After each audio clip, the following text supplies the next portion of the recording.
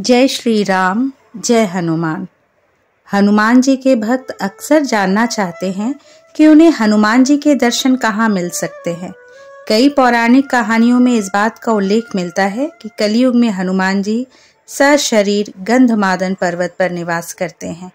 यह क्षेत्र वर्तमान में तिब्बत में है।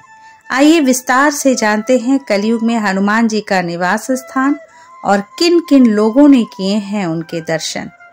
हनुमान जी प्रभु श्री राम के परम भक्त हैं।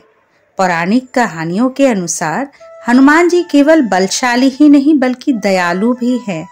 हनुमान जी इतने दयालु हैं कि अपने शत्रुओं पर भी दया करके उन्हें संकट से निकाल देते हैं। इसका अर्थ यह है कि हनुमान जी केवल एक देवता ही नहीं बल्कि एक योद्धा भी हैं।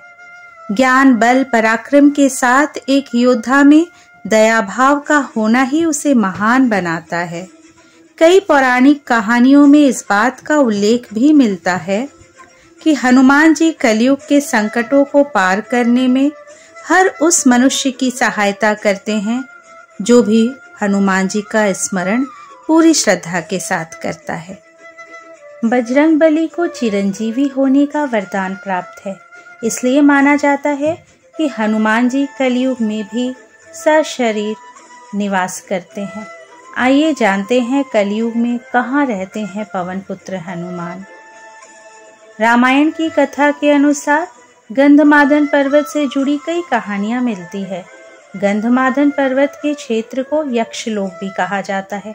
ऐसा कहा जाता है कि यहाँ एक अद्भुत सरोवर है जहाँ खिलने वाले कमलों को रोजाना हनुमान अपने आराध्य श्री राम की पूजा में अर्पित करते हैं। श्रीमद् भागवत में वर्णन मिलता है कि द्वापर युग में हनुमान जी गंधमादन पर्वत पर निवास करते थे। इसी क्षेत्र में हनुमान जी भीम से मिले थे। अज्ञातवास के समय हिमवंत पार करते पांडव गंधमादन पर्वत के क्षेत्र में पहुंचे। इसी दौरान एक बार भीम सहस्त्रदल कमल लेने के लिए गंधमादन पर्वत के वन में पहुंच गए थे, जहां पर हनुमान जी ने भीम का अहंकार तोड़ा था। इस पर्वत पर कई ऋषि मुनि, देवता, गंधर्व निवास करते थे। कलयुग में हनुमान जी गंधमादन पर्वत पर निवास करते हैं। श्रीमद् भागवत कथा के अनुसार हनुमान जी त्रेता युग में भी थे और द्वापर युग में भी कई वर्षों तक इस जगह पर विचरण करते थे। वहीं कलयुग के आगमन के समय हनुमान जी ने गंधमादन पर्वत पर ही निवास कर लिया। गंधमादन पर्वत हिमालय के कैलाश पर्वत के उत्तर में स्थित है। प्राचीन काल में सुमेरु पर्वत की चारों दिशाओं में स्थित गजदंत पर्वतों में से एक पर्वत को गंधमादन पर्वत कहा जाता है। यहाँ पर महर्षि कश्यप ने तपस्या की थी।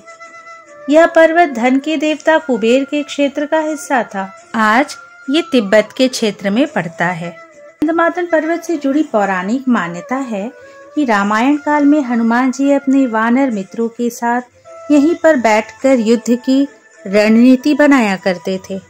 वर्तमान में गंधमादन पर्वत पर हनुमान जी का एक प्राचीन मंदिर है, जहां पर श्री राम की प्रतिमा भी हनुमान जी के साथ विराजमान है।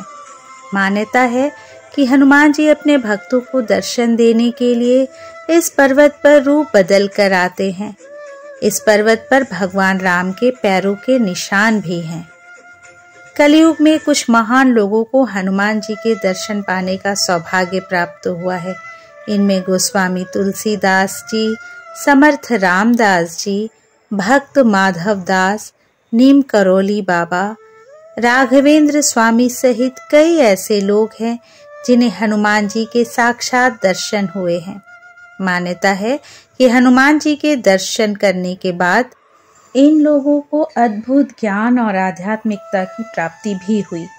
कई पौराणिक ग्रंथों में इस बात का उल्लेख मिलता है कि हनुमान जी अभी भी इस संसार में उपस्थित हैं, क्योंकि उन्हें चिरंजीवी यानी अमरता का वरदान प्राप्त है। हनुमान जी आज भी उस जगह पर जरूर आते हैं जहाँ पर राम कथा की जाती है। जहाँ भी प्रभु श्री राम की स्तुति की जाती है, वहाँ हनुमान जी किसी न किसी रूप में अपने भक्तों को दर्शन देने पहुँच जाते हैं।